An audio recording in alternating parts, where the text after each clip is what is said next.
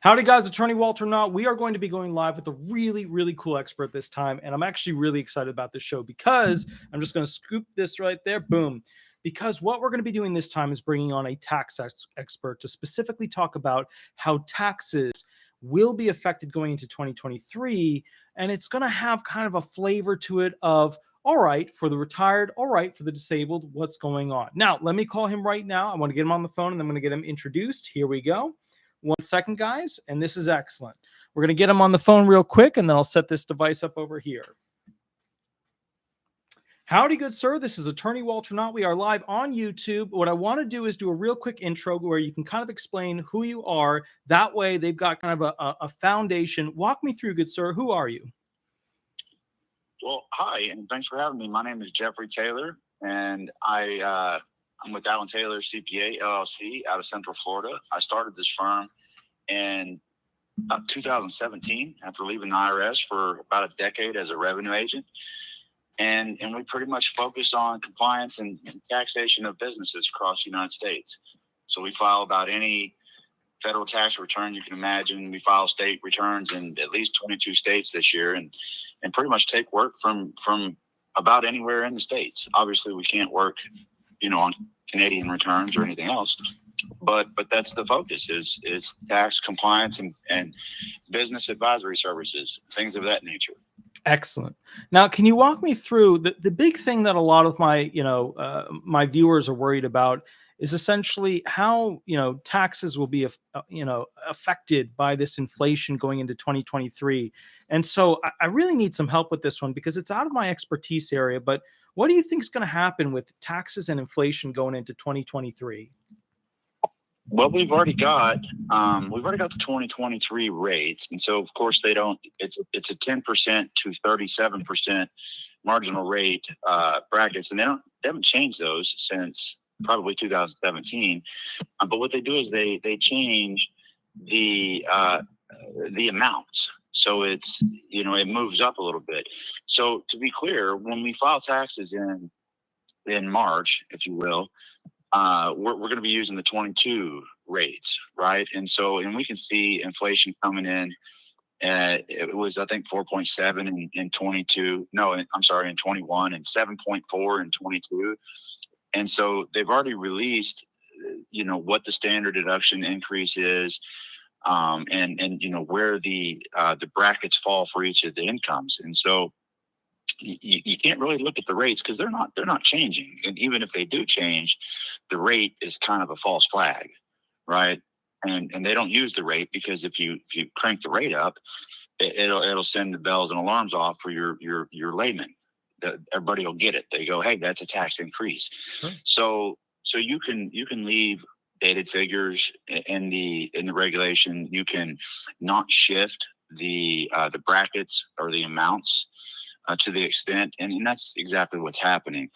In fact, I'm just looking at the 2023 changes, and so what I did was I took the lowest rate, 10% of income, or for income of single individuals with 11,000 or less, right? And you take that and you compare it to last year, and you can see they moved that bar.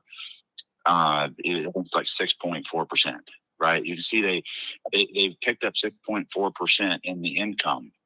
It's not taxable, but if you go up to the 37% rate, mm-hmm. you have to make $578,000 now to get in that rate. That's up a little over 7%. So they're actually, they're being nicer to the people that make over 578, and they're being, not as nice to the ones that aren't making that. Right. And that's just an example of how you have to pay attention to the way they're releasing data and how it all goes together.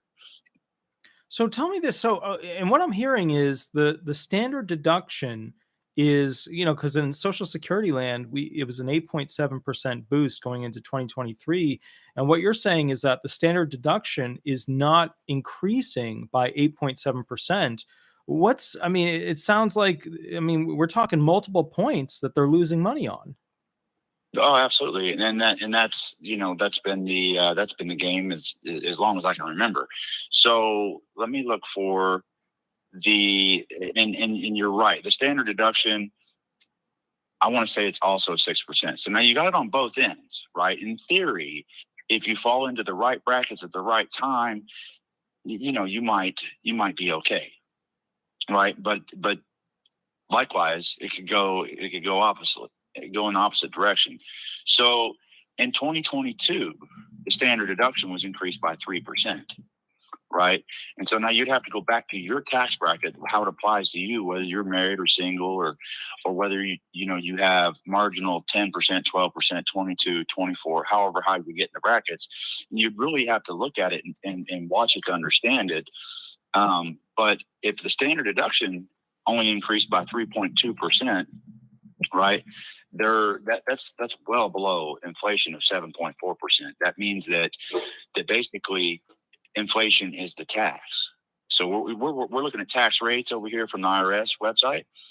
But if you understand this, the inflation is the tax. So essentially, right? Because, yeah, I mean, they're basically screwing people over and they don't even see it because they're just listing a number and nobody's even ringing a bell in the legacy news channels.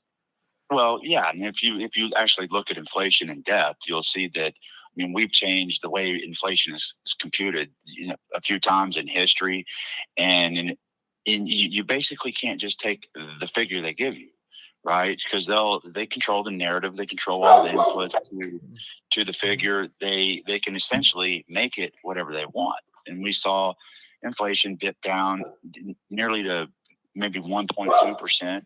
Right. Early 2020, it got pretty low, and that was right when the massive sickness bailout hit. The Fed printers took off, and they created all this money. But the question remains: was that because we had to respond to some global pandemic, or is that because we can't pay our debt and we have to shrink it through inflation? Paying when we were kids, we wanted to be millionaires. And now that we're adults, we're like, I don't even know that you can retire with that. Right. So you would have to keep going. It's not $1 million is, when I was a kid or the day I was born, it'd have been $5 million. Now.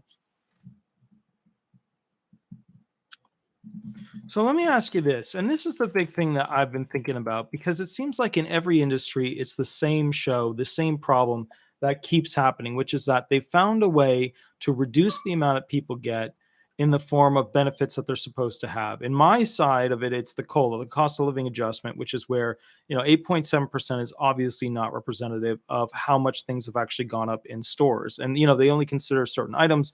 They don't consider label items. It's like the bare bottom minimum. And then they only choose certain months to go ahead and calculate it. And then they changed how they calculated it significantly during the 1980s. So there's all this stuff that just makes it unfair. And people at this nonprofit showed that basically people lost from 2000 to like 2022 area around 40 to 50% of the worth of their disability benefits and their retirement benefits. And what you're saying, yeah, I mean, you're essentially what you're saying to me is they can't even get the standard deduction anymore at the rate of inflation that we're seeing. So, I mean, how does that affect people going forward? Like, what happens?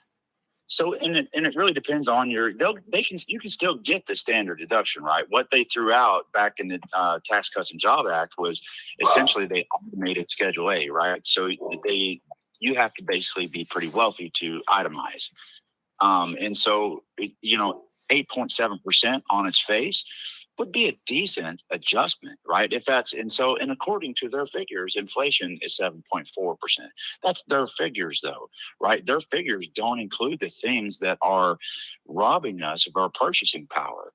So I mean, if you go to like Shadow Stats or any other place where you can literally take their figures. If you say, hey, this agency doubled its budget, well, that gives you a better indication of what, that's a better indicator of what inflation is rather than what they tell you CPI or PPI is, right? And so compared to the 7.4, 8.7 is great. However, if you look at Shadow Stats, again, if you look at, different ways to compute inflation, the estimates are anywhere from 12 to 16%, and those are just estimates on that.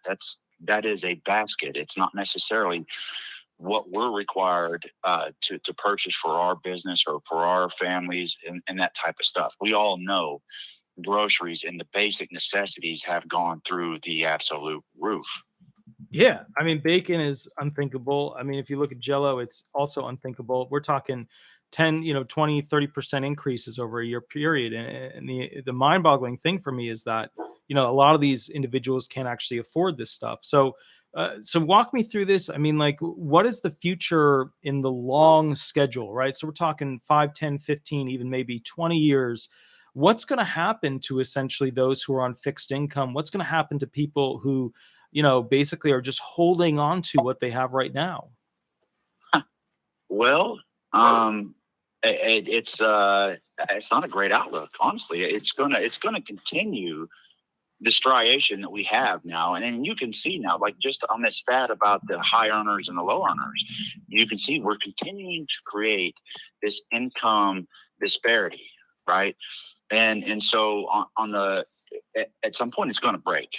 It's going to be it's a revolt, a revolution, some catastrophic event, the U.S. losing the dominant reserve currency, whatever that black swan event is that actually completes I guess what some people are calling the Great Reset, whatever that is, would change it. But absent something absolutely happening, it can't change, because the people that are in office make deals to benefit themselves rather than represent us, the people that put them there. And there's no way they're going to stop that. And there's practically nothing that really we could do either to stop them from doing that, because they make the rules. We don't, right? We work and we pay them. And that's just how it's set up. Until something major happens, I would say it's going to continue striation, right? Because in 2023, this law that the blue team says they don't like the wealthy, and they're going to tax everybody over 400. Well, if you look at it right here, it shows you that they're giving a $578,000 earner a bigger tax break than they are the 10% or $11,000 or less poverty level. Right. So, I mean, and this is the thing, I see a lot of SSI people, getting the poverty disability program. They just never file their taxes half the time. They should, but they never do. And I see a lot of retired stopping, the process of filing, the disability SSDI people stopping the filing. And, I think that what I'm worried about, and I've heard you kind of go on this topic very elegantly, which is that, there's this Canadian European style of taxes that people don't really worry about their taxes. The government just takes what it thinks it can get and what people will put up with.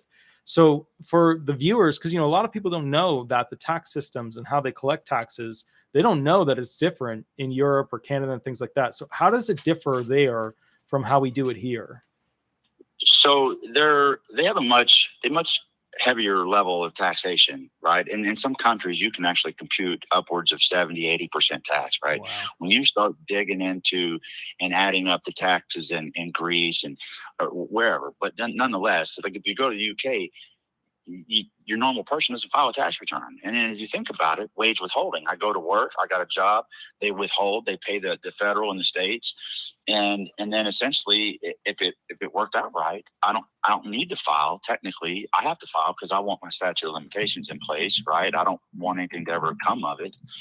And then, but if I didn't get a refund or whatever, why go through the headache of filing? If I'm not going to get anything out of it, if they're not going to get anything out of it, it's kind of a lot of earners that just have Social Security, they don't file at all. There's no point in it. Right.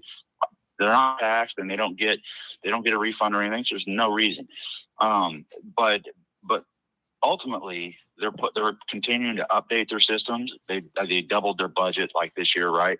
Right. And so they're going to automate everything. The goal is to get us all to a completely digital currency. They can see our transactions in real time, and as soon as you send me $1,000, they get their cut.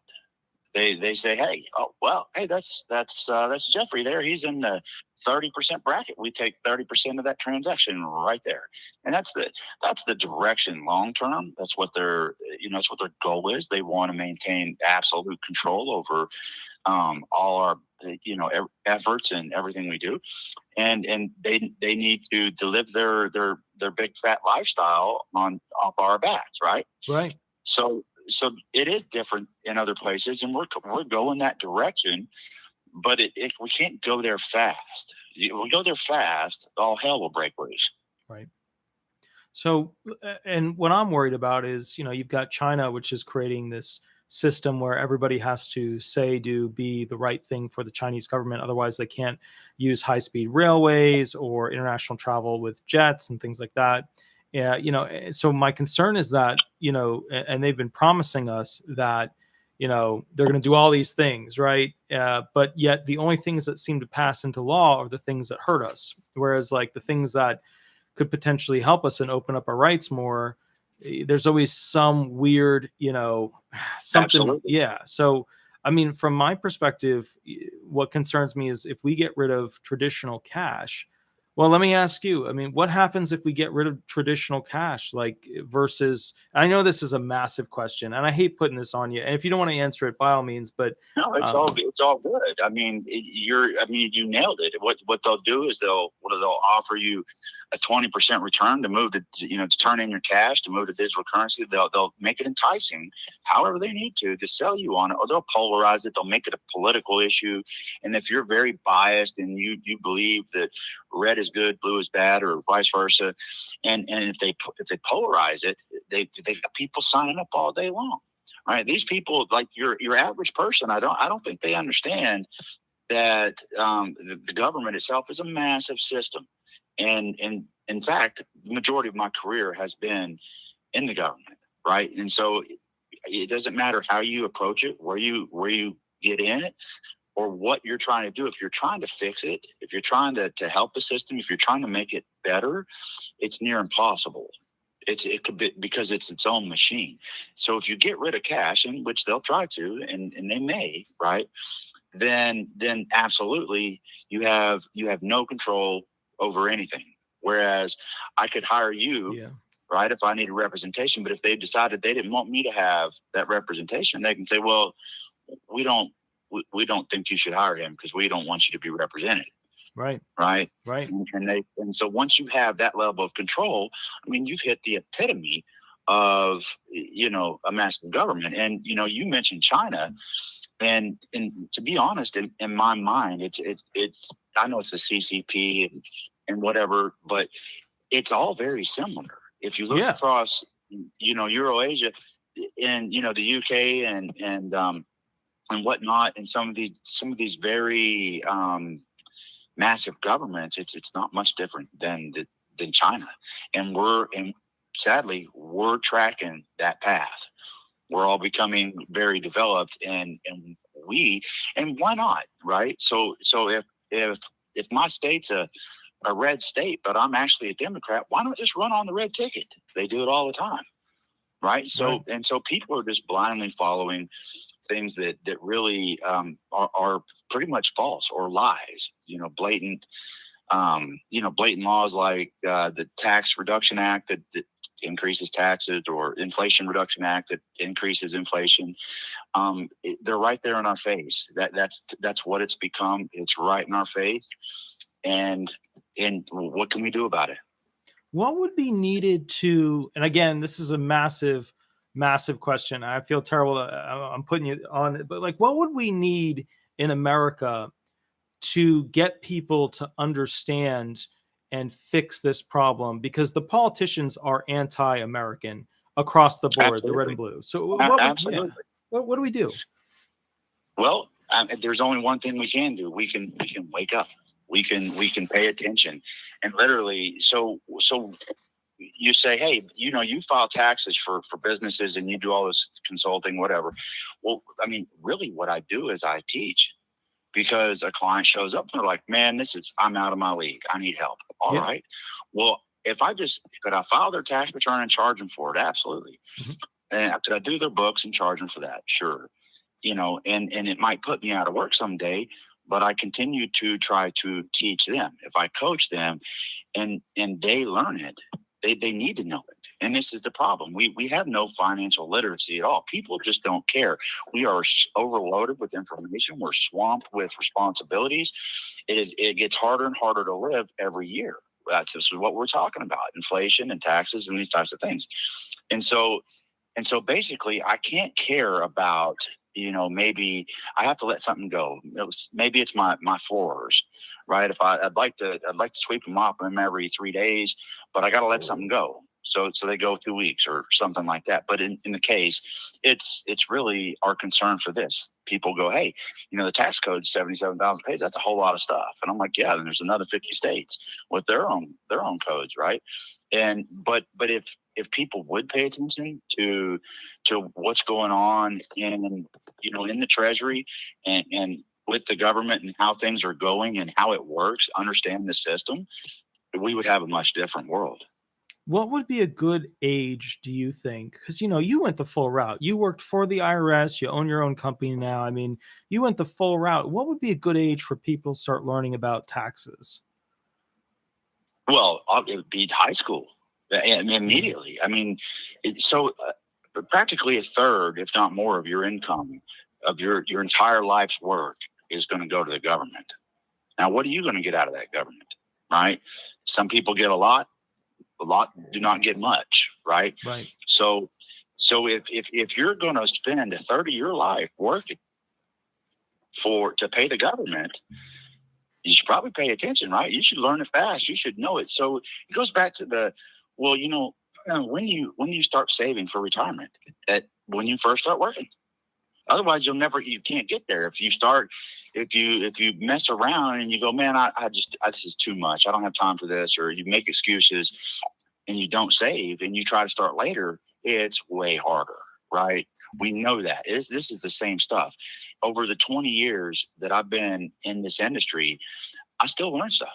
I'm still learning stuff all the time. And in fact, it's often somebody asks me a very strange, pointed question with very specific criteria, and I can't answer it off the top of my head. Even doing this stuff and being, an absolute expert in this field. Yeah. It's just deep. It's deep stuff. So you should start learning it as soon as possible. They should be teaching it in high school, but they don't, because high school is like, it's still babysitting. That's more government. They send them there for babysitting, and and that's what it is. They're not really learning anything. They're memorizing some stuff so they can take tests, right? But they don't come out of there knowing how to knowing a trade, a drywall, electricity, knowing how to balance a checkbook, what a negotiable instrument even is. They have no idea. Right. So they're not set up for success. And that's why we have children now that live with mom and dad at 30 years old. It's because this is the system we're creating. So I guess, and look, if they were to focus on one thing, if they were to go and today look up a Wikipedia article or take the first step, like what would be the first step that you would give them? Like what would be the thing about tax that they should learn about? Well, really what we tend to do is we focus on how it applies to us, right? And so the best benefit is for anybody, whether they're married or single or have children or don't, is to look at their income and then try to determine, hey, what can I do? So and in fact, you can go to irs.gov and just about any resource you need is there. And if you're running a business, Pub 17, I'm sure they probably still publish that, is a basic on all that stuff, right? But we get business clients all the time, have no idea what they're doing, what they're supposed to be doing. And that's scary because that's a huge amount of risk. The IRS is probably, the last agency you really want to get on your radar, right? So I would say start by focusing on how it applies to you. Try to determine if there are things you can do. I mean, if it's not, then you just want to work on simplifying it and then understanding it, paying attention, because for a lot of us, our life is more about controlling cost than it is generating additional income. It takes a lot of work to generate additional income, yet cutting costs is the removal of maybe bad habits or doing things that are costly, right?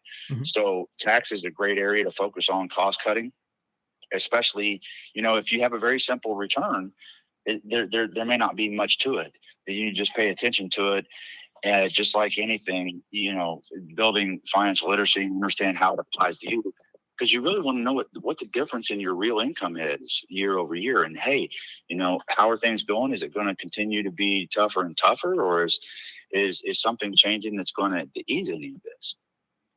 The worst thing that you could say to the IRS is I don't know, or I didn't know. I mean, anybody that's ever been in tax court knows how fast that gavel drops. Right. I don't know is not an excuse. They put it on us, and we have to know, right? So, and I think like the big thing you pointed out here, which just struck me, it was just huge, is that, obviously they're using a different percentage of inflation than the Social Security Administration, which to me says every agency likely has their own version of an inflation calculation, and they're probably all very pro agency because they're the ones who get to dictate essentially the math. Absolutely. Yeah. So absolutely. I mean, and here's the thing. I see these older people, they're retired, etc. They have to go get a job because the retirement benefits, they don't pay for as much as they used to. Inflation is rampant and out of control. And now they've got to get a job, even in their 70s. And now, essentially when they want to do a standard deduction, from what you're saying, is they get, yeah. The standard's okay, and everybody's been moved to the standard, so that's there. It's not moving with the rate of inflation, of course. Yeah. Right. But it's the itemized deduction. It's hey, what about my mortgage interest, or what about this stuff that used to work? Well, it's gone. We're automating out of that now. If you're really wealthy, you can use some of that stuff, but it takes quite a bit. Right. Yeah. So if you think about it, medical costs, right, it used to be a normal thing on a tax return, but you got to have more than 7.5% of your income or something, maybe 10%. They've been trying to move it to 10%. And so if my income is $50,000, right? Yeah. The first $5,000 of medical expenses don't even count. They capped the taxes at 10 grand. So even if I did have a lot of taxes, like I bought a new trucks are expensive. And if I had a lot of taxes, it probably won't even get me able to itemize, right? Because we're all pushed into standard deduction now through that process of trying to automate it, right? We're not automated yet. The IRS is very archaic in its systems, and it's very bureaucratic. However, they're updating it. They're pushing it towards automation. And a lot of times, if you get a letter from IRS, you're talking to the computer. The computer just picked it up. They did something. They sent you a letter, and I can't even tell you how many people have probably just paid them, not even knowing what's going on, and after just getting a letter from a computer. So if you think about it, we get documents. We get documents in the mail. We're supposed to. We don't, half the time we don't anymore. But then we file a tax return, and then IRS computers are comparing the documents that they got to the documents we filed. They're making sure that we don't miss anything. If you report something wrong, the IRS computers will send you a bill, because the computer's like, hey, you missed this. And they send you a bill, right? And so we're getting to that level of and I certainly wouldn't call it AI. That would be reaching at this point, but we'll get there at some point to where it does use stuff like that, right? For now, we're just automating it. It's robotic. And another thing that's kind of changing last couple of years is that if you got a financial account, whether it's a brokerage or bank account or whatever, you used to get tax documents were sent in the mail. They took it very seriously. And whether it's Venmo or WeTrade, it doesn't matter what it is. All those accounts, you got to go log into those accounts and pull your document yourself now. They don't even mail it to you, right? Yeah. Because it's they determined the USPS is unreliable, so they just don't even bother mailing them. And there's not enough time also. So somehow they've been allowed to not send stuff. So the amount of people that don't even realize that they need to sign into their brokerage account to get their document is wild. It's just crazy. Man, we got to get you back on the show, because this is absolutely incredible. And this is really great insight. And something I've been personally wondering, and maybe we can do another show on it, is, I used to not have to pay taxes on things when they would ship them from another state. And now every platform I interact with, I'm paying taxes no matter what. So man, I got to get you back on the show. Thank you. Hey, that's a fun topic too, by the way, because a lot of them are collecting taxes that they never remit. Wow. Jeez. Yeah. Wow. Yeah, I know. So yeah, well, I appreciate you having me. It's always a pleasure to talk to you. And of course we're always here if you ever need anything. And boy, if I could file, I would be knocking on your door. So let me do this real quick. So all the people watching right now, if you know somebody with a company, and I'll tell you my story. My story is 2019 hit. I didn't have enough time, didn't have enough expertise to go ahead and file everything, do it right, get it into the IRS, and then basically, I kept going past the deadline, and I literally reached out, and he saved me. So guys, if you know somebody with a business or somebody who needs tax help, good sir, can you give them your information again? Because someone might need you, Sure, absolutely. So again, my name is Jeffrey Taylor, and I'm with Allen Taylor, CPA LLC out of Central Florida. Phone number is 407-969-7618. And my email is jallentaylor@gmail. So it's JALLANTAYLOR. And you can pretty much find me on Google, Facebook, TaxDome, just about anywhere. I'm pretty easy to find. And if you got questions or if you need anything, feel free to reach out, and we'll do whatever we can to take care of you. Excellent, good sir. You have a wonderful, wonderful night, and we're going to get you on the show soon again. Thank you, sir. Take care. Thank you. Bye-bye. So that's amazing, guys, because I didn't know that I didn't know different agencies use different inflation numbers to their advantage. I just assumed the only one that was really screwing us over was essentially the SSA. That's what I didn't know that because I'm not in those industries. So to me, and Judy Blair, thank you for the $2 donation. I really do appreciate it. Judy Blair, that's awesome. And I love the little graphic there because I used to play, and that's like the second Nintendo system. I had the original, and that's the controller for the second one. But here's the amazing thing. I never even thought about that with them playing, with the standard deduction a little bit, and people who pay in more get a better, this or that. It's just to me, and of course, the people who make zillions of dollars, everything's going to be itemized. But, to me, the long term of this thing is, okay, so let's think about these retired people, right? And what happens to them? What are all the little ways that they get taxed more without them calling it a tax? And that's what he was getting at. I mean, that's mind-boggling that they get away with it. And I think he was right. I think he was really, really right, hitting the hammer right on top of the head of the nail. I think he got that absolutely perfectly, which is that the number one problem is that we're just not educated. And that's the thing is when I talk with a lot of people, the problem I run into is essentially that, they didn't know how this system worked, and they didn't even know how to approach learning from it. It's just a tough situation. We're going to take a couple calls, and we're going to take one call, and then I'm going to switch over to another video where we take all the calls. So let's take the first call real quick. Okay. Hi, this is Attorney Walter Hnot. We are live on YouTube. Would you like me to answer a specific question, or would you like me to run hearing questions with you? And remember, please use a fake name throughout this process. Go ahead. Hi, I'm Becky Duke, and I'm disability. So I can barely hear you. Am I on speakerphone or something else? I've got an old phone without the speaker. I don't hear you very well. Okay. I can barely hear you. We'll try and do it. Go ahead. Let me try it without it for you. Okay. Is this better? Yeah, it's a lot better. Yeah. Okay. I'm 63 and on disability. Mm-hmm. I'm not making it financially anymore. The landlord increased rent by 25%. The utilities were doubled. I'm looking at my choices. I have a whole life insurance I could cash in for about $6,000. Mm-hmm. I have an override trailer that I live in that I could sell and try to go to a small rental. But I didn't know if getting that money would kick me off from disability. So, I mean, here's the baseline, and what you're facing is what everybody else is facing. What do I sell to be able to survive. And the truth is, the number one thing you have to look at is not what can you sell, it's what can you rent.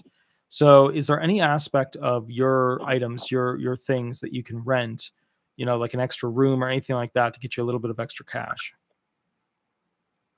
I've done that before and lost friends in the process because it's not.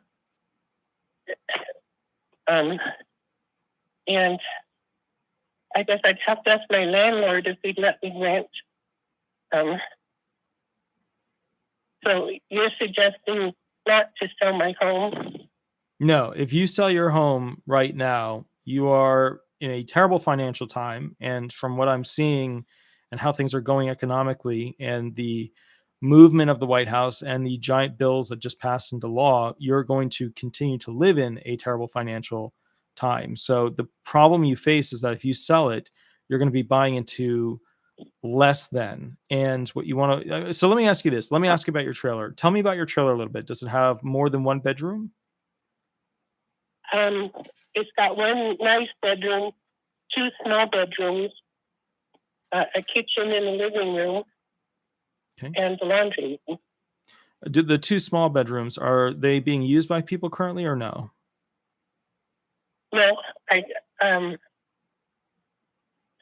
when I tried renting to a friend or two, I cleared those two rooms out, and that was their part of the trailer.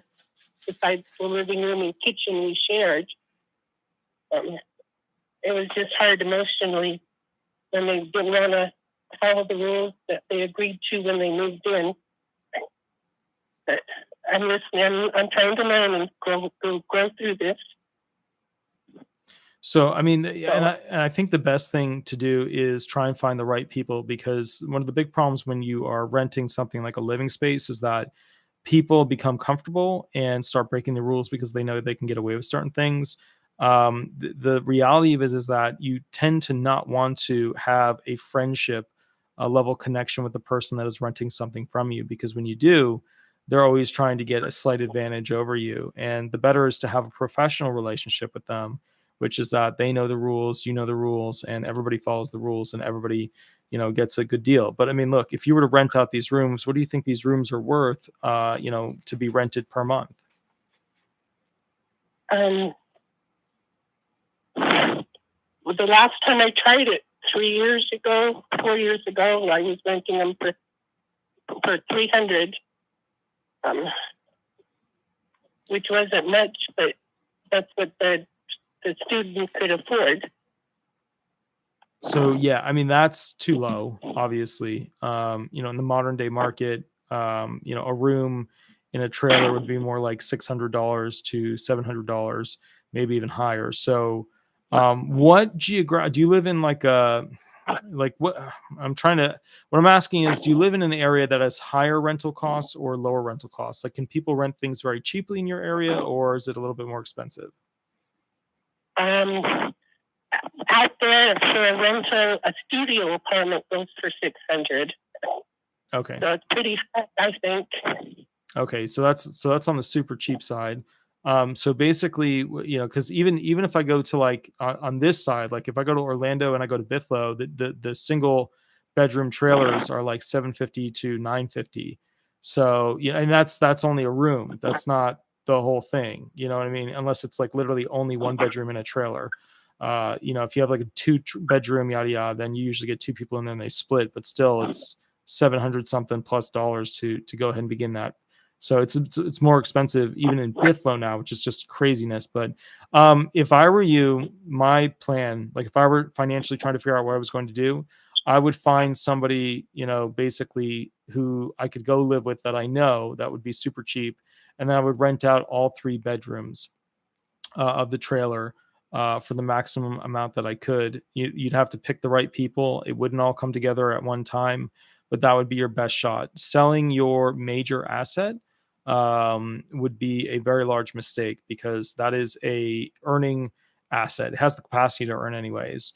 And, look, the best thing you could do is start researching how to find the right, people who can rent the rooms. And the problem too is that when you're talking about trailers, look, when you have, a super high-end wealthy yada yada place, you have the partiers, which most people won't rent to, and then you have the families that are going there for like some, event, Jackson Hole, or some, Vail, Colorado, or whatever. So the point is, they're not going to destroy the place, but that class of individuals, when it comes to trailers, and they want the cheapest potential they can get, and obviously there are some issues there that you might run into where students may push you a little bit to try and do things that you're uncomfortable with.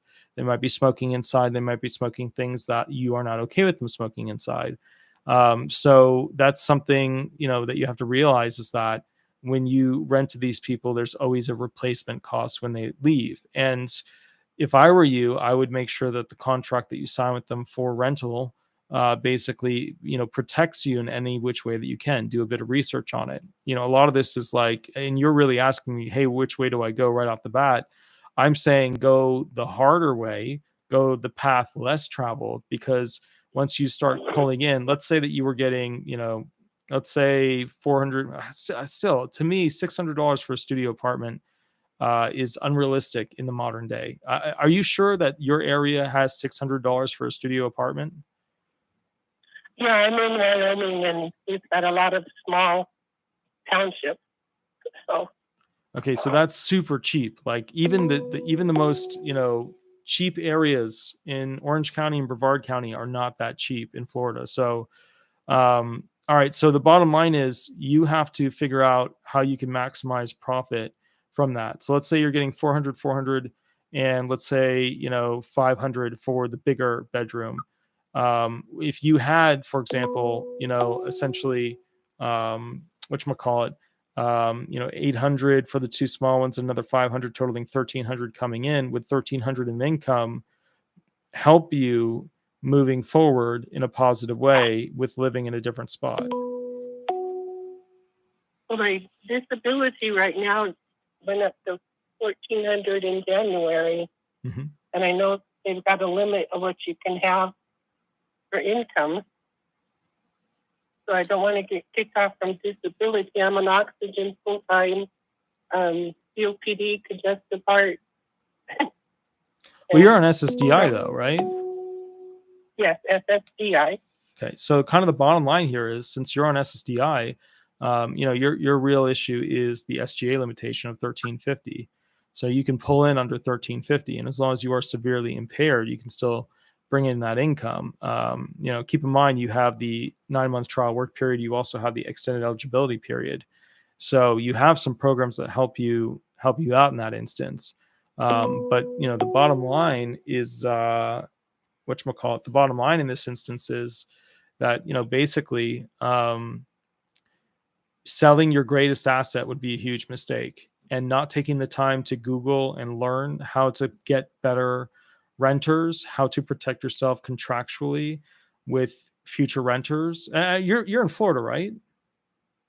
No, I'm in Wyoming. Okay, you're in Wyoming. So yeah, okay, that makes sense, because Wyoming has some super wealthy areas and some super impoverished areas. So okay, so bottom line is this: I'm going to be making a rental agreement that protects, basically the person who's trying to rent. Man, this person keeps calling in. So I'm going to be going ahead and essentially making a contract for Florida. I'm not going to be doing it for every state because I don't have time to do that. But I'm going to be making a contract that protects the person from renters doing abusive behavior. And as a result of that, it's one of those situations where you're going to have to take things from that and study against that, essentially how it applies to your state. And it might not be a bad idea to go ahead and basically find some law student who can check up on those things that I've highlighted in the Florida version of the contract, because your main goal is that if they are abusive to the property, you can collect damages. If they are not leaving when they're supposed to, you have a means to get them out. And that's super important. So, my point to you is learning how to use your asset, which is this trailer, is the most important thing you could do. Now, there's no weird regulations or rules. I'm assuming it's on, like, you have to pay lot rent, correct? Yeah, the lot rent is what went up by 25%. Man, that's insane. That's insane. This is all Biden stuff. None of this is the prior administration. This is all Biden stuff. So, all right. So basically, what you're facing is you are essentially being canceled as a subscriber to having a home. That's what's happening because the inflation has gotten so bad and they're just pushing people out. So, if you were to sell your trailer, how much money do you think you would get? Single room houses around here have been going for $50,000. So $50,000. Okay. So, and you know that yours is probably worth around that, not worth more, not worth less. I've seen things go higher. It was a Cadillac duplex. It's got a mountain view. It's got a covered deck. It's got awnings where you come in and out of the trailer. It's old. I've been in it 25 years, so the repairs have been kicking my booty. Mm-hmm. I've been trying to stay ahead. We replaced the water heater. We replaced the toilet. We replaced some faucets. So because it's old, I know I'll have repairs on it. But it's a Cadillac. It was a nice one when I got it. Mm-hmm. So there's repair issues that have to be taken care of before you could even potentially rent it or potentially sell it. So what do you think the repair costs would be? I don't know. I replaced the roof 3 years ago, but where it was leaking, there's a spots in the ceiling. Where we were looking at real estate, they thought it would be close to $50,000 as is. Because I don't have any more resources to keep repairing it. So the tough thing is, all right, so normally in this instance, what you would need to have is a useful kid, like a useful child, a son or a daughter. Do you have said useless or said useful children that can basically help do repairs on this? You know, because my parents reached out to me and that got me sucked into repairing essentially the family farm, which was probably the smartest choice I've made in my life, from both a, enjoyable, because I enjoyed it. I absolutely loved it. And, financially it made a lot of sense. So do you have any kids who can potentially assist you in getting this thing repaired? They have been stepping up and helping with the water heater, the toilets, and those kind of things. That then the one child that lives in town has got a 3-year-old and a 10-month-old. The one that lives out of town has got 4 children, and they're 8 hours, 6 hours away. And I know they're all facing their hardship. I'm from old school. It's hard to ask for extra help. Oh, you have to. I mean, selling your largest asset, you have to swallow that because the pride thing doesn't work. I mean, the elderly, that's one of the biggest things they're going to have to swallow is their pride. And, they unfortunately kept voting in people that created horrible tax situations and bad, COLA, adjustments. And so we're in this situation now. We're in a sinking ship. But all right. So what about like the Habitat for Humanity, these other groups that basically help rebuild things? Have you reached out to them? They're willing to help with houses built from the ground up. They're not willing to help with the trailers. Mm-hmm. Okay. So have you reached out to any fabricators or, businesses to see if they could maybe donate some time? No, I hadn't thought of that yet. I was just trying to stay positive and look at my options, and then I came up with those two, and I knew I had to ask you, about Sure. cash in my insurance or sell the trailer. So, I mean, here's the way I would do it. I would find a way to get it repaired enough so that, it would be tenantable so that people could move into it. I would go ahead and have a solid contract, lay out the rules, interview everybody, make sure I'm happy with the people that are going to be living there, that they're going to follow the rules, and then basically, begin the process. Some people would be afraid to receive, too close to the SGA amount, and too close to the SGA amount consistently can raise flags. But so long as your medical evidence proves that you are essentially unable to function in a vocational environment, then you should be okay. Because remember, they have to prove that you can do a full-time job, not a part-time job, a full-time job. And one of the things you're going to want to ask your children to do is handle the business accounting / administration of receiving the checks, processing the checks, etc., which doesn't take much time, but it gets a lot of that potential, review look. And you have a good answer then when the SSA reaches out and said, well, how do you run this business of renting to 3 people?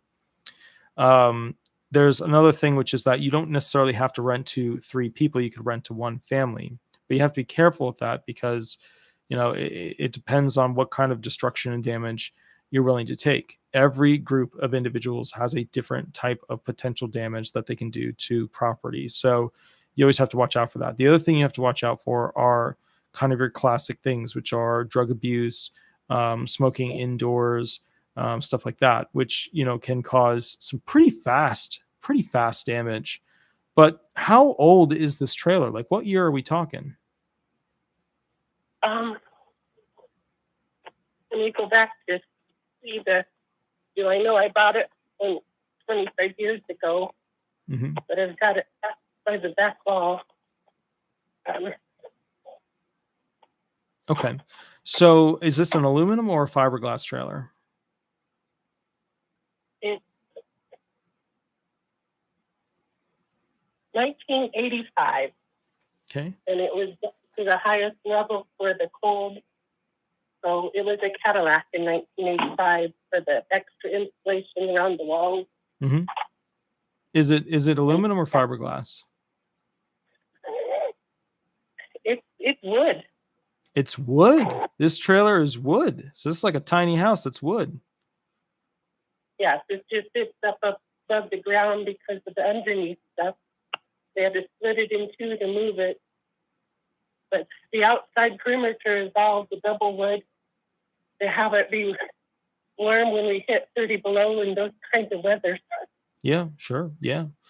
Okay. So look, the way I would do it is I would get my kids on board to help with the plan of you moving to a different spot to go ahead and be able to rent out the trailer and get the funds coming from that. I mean, how much is the lot rent? How much was it prior year? And now what's it going to be the next year?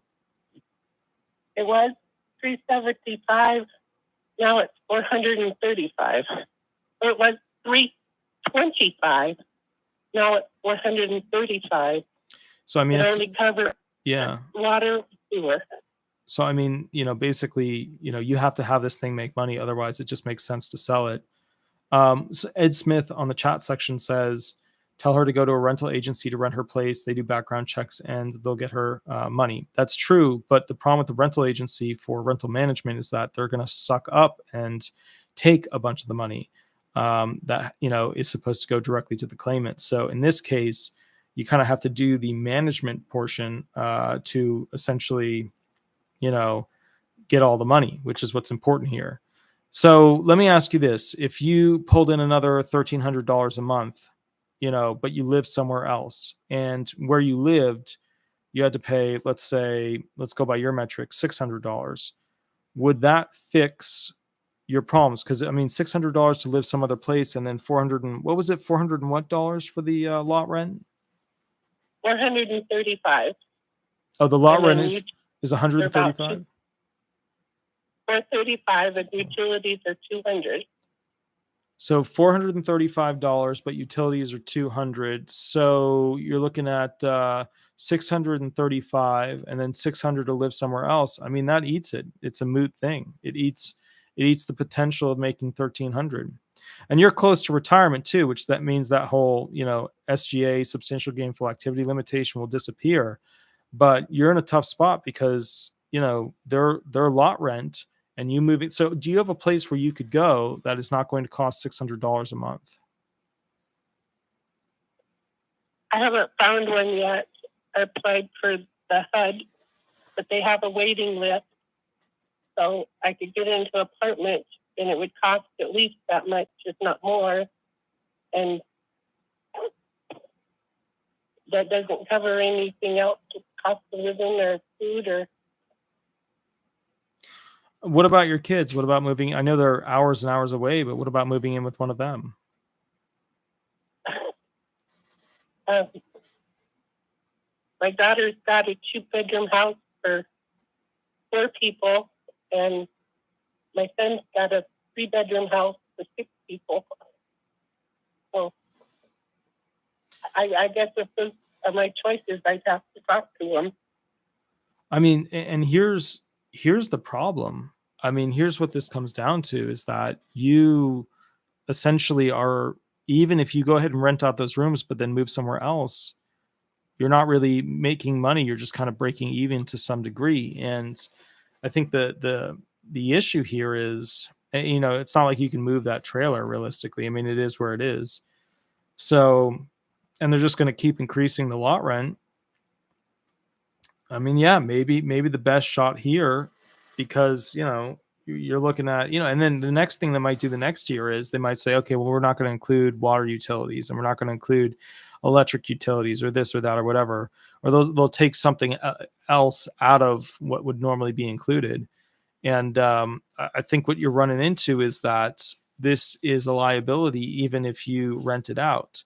So, I mean, and you're limited for the next couple of years at SGA, which means that you're in a tight spot. So, and if you sell it, you basically sell it, and then, you know, you have essentially that income coming in, which means, you know, you lose your Social Security SSDI benefits potentially for that month. And then next month it becomes a resource, so you don't lose the benefits there. I guess the reality is that the new calculation I would look at is essentially, if you were to take, let's pull up a calculator real quick. Let's pull up a calculator and see what $50,000 would do for you. So if you took $50,000, right, and you divided that by $600, you would end up at 83.33333. So 83 and a third payments. So, you know, if we divide 83 point, you know, 83.3, you know, 83 and a third payments, if we take that and divide that by 12, that's like 6.9 years around there, some rough cut math. So the problem you're facing is that in almost 7 years, you're facing a whole new problem of, I mean, if you were in HUD, maybe it'd work out because they would just take a percentage kind of gig, or it would be a low amount. But, you know, somewhere in here, and this is the problem, it looks like you have to get some sort of job once you get off of disability and become retired at 67 to be able to live beyond, you know, year 7 if you sold it.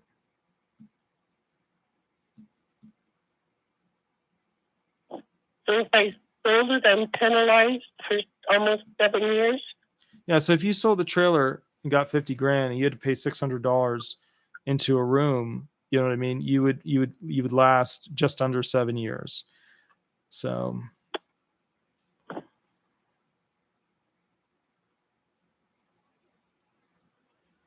Okay. I mean, that's, and Charlton Zimmerman, whose chat I always enjoy a lot. He is not wrong with what he's advised here, which is Mexico looks better and better. And the truth is, even not I mean, you could go to Mexico, you could go to other South American countries, but the bottom line is there are countries where you could live with really incredible standards of living with the amount that you get every single month. You just, you know, the thing of it is that you don't have American police if there's a problem, and you don't have American medicine if there's a problem. So, you know, with your types of impairments, you know what medical treatment you need, and then assess from there whether or not moving to a foreign nation where it's much cheaper to live would be a good option. I'm following a lot of it, not all of it. But if I sold the trailer and lived with my children, I guess if I sold the trailer, he said there's 1 month that I would not get SSDI, and then I would go back and it would be kind of an asset. So yeah, you're going to lose benefits for 1 month, but then it's going to turn into a resource the next month, and then it won't hurt you in any way. I mean, look, if you could take the 50 grand and combine it with one of your kids and do like a shared house that was bigger, had a bunch of rooms or whatever, and just do that gig, that would be in this situation, that would be the best option. Yeah, so get a mother-in-law's house on their property, or one of those tiny houses. Well, no, I mean, you would just buy a bigger house. Like they would sell their house, you would sell your trailer, and you would just buy a bigger house. You know what I mean? You'd buy a bigger place, and then you know what I mean. You would kind of live with them, sort of gig. But I mean, otherwise, you're gonna have to move out of the country because it's just too expensive. And remember, this is not the only terrible year of inflation. Like this is just there's 2 more of these types of economic ideologies. You know what I mean? Like this whole Inflation Reduction Act purely causes inflation. So expect another 2 years of this kind of grotesque destabilization of the retired and disabled. And so as a result of that, you've got to kind of figure out, you know, if you sell the trailer, your best shot is to buddy up with one of your kids with, you know, some sort of bigger house or something like that. I mean, do your kids make good money? Are they able to help you and take care of you? Yeah, there's one of the poor daughters, they go a lot with all their sports and dancing and stuff. And then with the 2 young kids, it's really tight quarters, but I didn't think about getting a bigger place with it. I mean, the way I look at it too is that, you know, it might be very advantageous to just get a bigger place. And also, you know, look, you are not in a financial position to, you know, even if you rent out your trailer, and that's the problem with those trailer situations. I tell people this all the time. I tell them it all the time, but you know, it just, you know, there's no fix to it. There's no immediate fix to it. Lot rent for these trailer parks is outrageous, and the government can't really control what's going on with it. And you get negative cultures of abuse and drug abuse and people running into trailers because they're all tightly knit together in the middle of the night when they get drunk. And then all of a sudden you've got a trailer that nobody can afford to repair because it doesn't have insurance. And then, you know, that plays itself out over a 2-year period. Like it's just the whole trailer thing. Let me ask you this. How close is the next trailer to your trailer? Like, you know, just distance wise. Maybe 150 feet. Oh, that's a lot. That's a lot. We're on this side, and every trailer is stair stepped down. That's why we get a mountain view from our back deck. So, but it is still pretty close for me. And I'm lucky I've got good ones above me and below me. But so it's not the bottom trailer park in town. It's probably the second best in town. That's good. That's really good. Yeah, with that kind of space between trailers, I mean, that's incredible because most trailer parks, there's 20 feet, 10 feet sometimes of space in between each trailer, the way they plotted them out. So if you're talking 150 feet, I mean, that's you're in like a luxury trailer park. So yeah, I would reach out to your kids because there's some ideas that they may have to see if they can kind of work something out, because I'm sure they would love for you to help watch the kids, and I'm sure that they would love to have you around. I would reach out to your kids and then give me a call back, and then we can kind of look at the next plan. Don't also sell short the idea of down the line or an option of moving out of this country, because as things begin to squeeze more and more, the retired and the benefits they receive are not going to cover the basics of what you'll need to even survive in this country. And a lot of seniors in the future, which is something that I'm going to be doing a video on, won't be able to afford the Medicare that they've been paying into every single month. And as a result of that, they're going to lose their best financial asset, which is their Medicare, because they can't afford to pay the monthly premiums. And there's even a chart that Stephen Goss, the actuary of the SSA, has created by and through the SSA that shows you when Medicare will essentially become too expensive for a retired person to even be able to afford it. Oh my goodness. Yeah, I know. Like, people are like, how do you have all these video ideas? And I'm like, dude, I don't come up with these video ideas. I just see the thing falling apart. Like, and that's the thing, is I only have like 70,000 subscribers because like I tell people what's coming up, and that's depressing. Whereas these other guys, they talk about like, oh my God, what's new and amazing. Woo! And then people subscribe to that because it makes them feel good. But it's like chewing, straight sugar. You get no benefit, with your body. You're essentially creating an early deathbed. And, it's something that, yeah, I get it. It makes you feel good. It's like watching like Harry Potter or good guys versus bad guys, and you're the good guy. I get it, but it's not reality. Like, the reality is like your situation. That's the reality. You would never see a call like this on any of these other types of channels, because your situation does not have a clean, easy decision to it.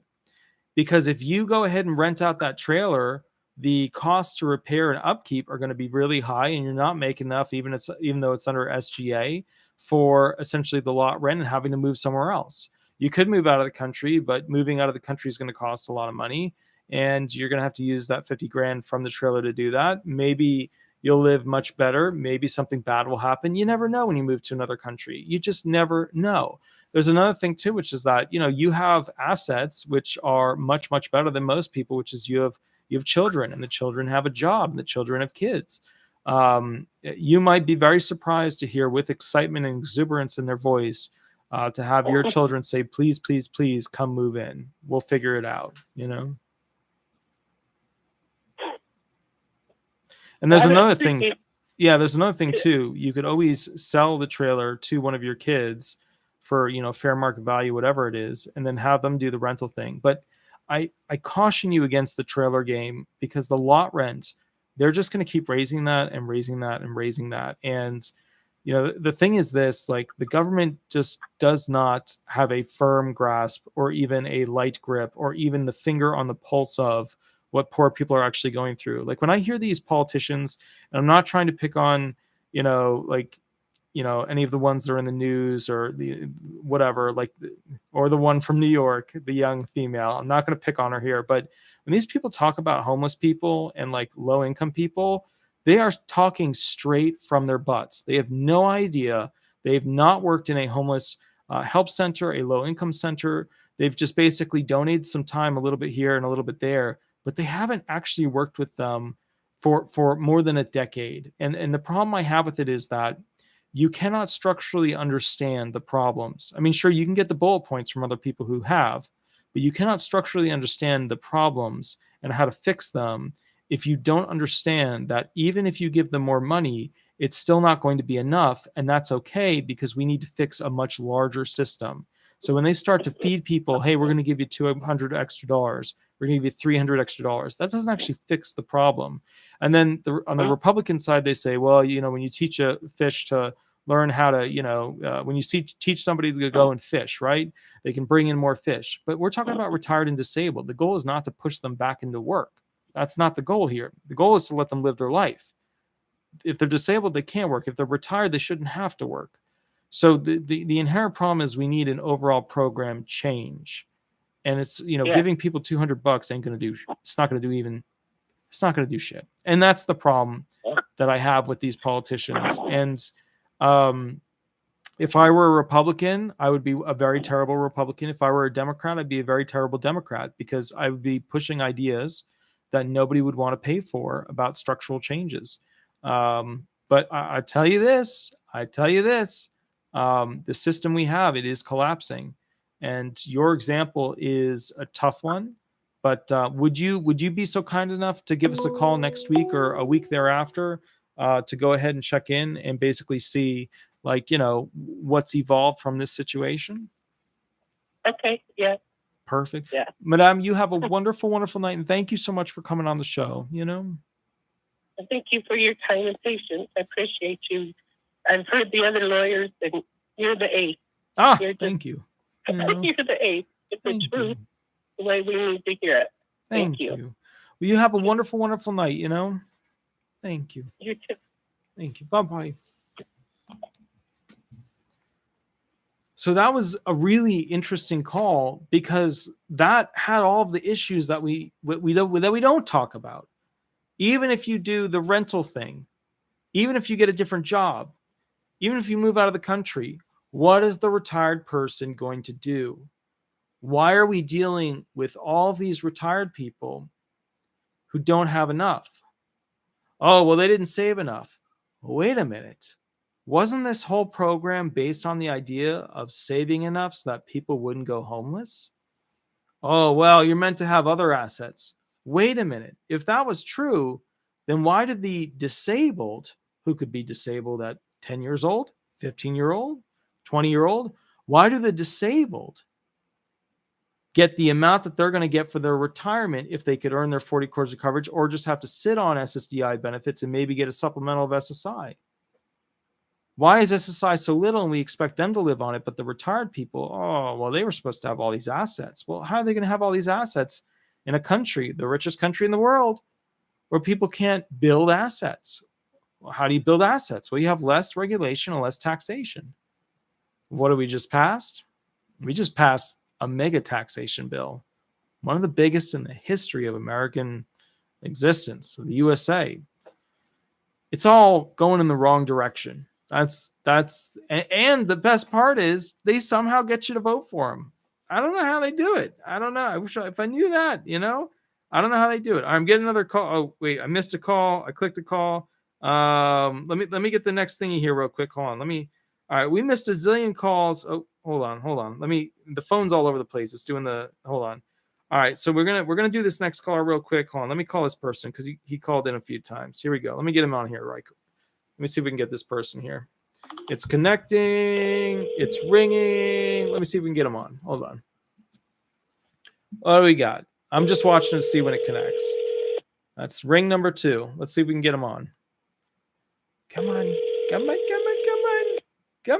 We're going fishing for a caller. It's ironic, too, because he called in like a bunch. Let me see if I can get him now. What are we on? Ring number 3. Let's see what we got. Hi. Please leave your message for. Oh, no. All right. So what's ironic is that particular person called quite a few times. 1, 2, 3, 4, 5, 6, 7, 8, 9, 10, 11, 12 times. We're going to try him one more time because I don't know if it's a he or she, but we're going to try one more time. Let me see if I can get this person on the phone. If not, we'll go to the next person. I have to get a new phone too, guys. Like this phone, I can't even hold it up to my ear anymore because it's broken. So I have to, certain programs won't even work on it anymore. Let's see if we can get somebody on the phone here. Hold on.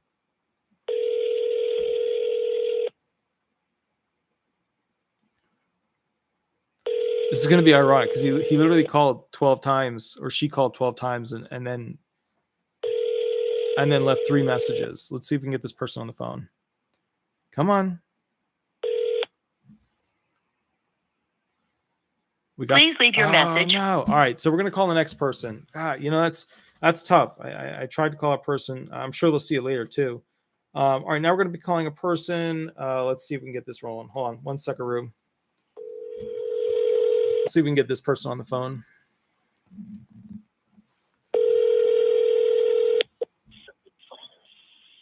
Hello? Hi, this is Attorney Walter Hnot. Remember to use a fake name throughout this process. Would you like me to answer a specific question, or would you like me to run hearing questions with you? I had a specific question. Sure, go for it. Something I was just in on here. So I just got a letter from Social Security. I'm disabled. Call myself Jim. They have been deducting like 15% of my SSI every month because they said I made too much or didn't even make too much, but I didn't disclose a thing. My buddy sent me 3 stocks on Cash App for a total of $90 when I sold them. Okay. It was 2 Christmases ago. I sold them for Christmas gift. Sure. And then they told me, oh, you didn't need that, or you had to do that, so you have to pay that back, and all this stuff. And they've been taking from my SSI. I don't make very much, obviously. And so I thought it was ending this month. So I'd start brand new. But now I got this letter from the SSI saying this is what my new SSI payment will be. But then it says I have like 2 more months of paying out for it, even with the upped amounts. They're going to take more out each month. So wait, I'm a little confused. They're going to take more out coming up with the new payments, and you know what the set amount is, so it'll be faster to go ahead and pay it off. What's the legal question? Like, what are you worried about? Yeah. Well, I just don't. I never get told exactly what I need to do. Seems like every 2 years I get a review of my case, and they find something to deduct like 15 to 20% of my SSI out of me. Oh, so you're like, what the hell? Why do they keep taking for income or resources or all? Okay. So it's literally every 2 years every 2 years they give me a review. Okay. I've So been disabled since I was 25, by the way. okay. All right. So can you tell me what is the total amount that's due currently as an overpayment? Let me see. I'll get the little letter out real quick.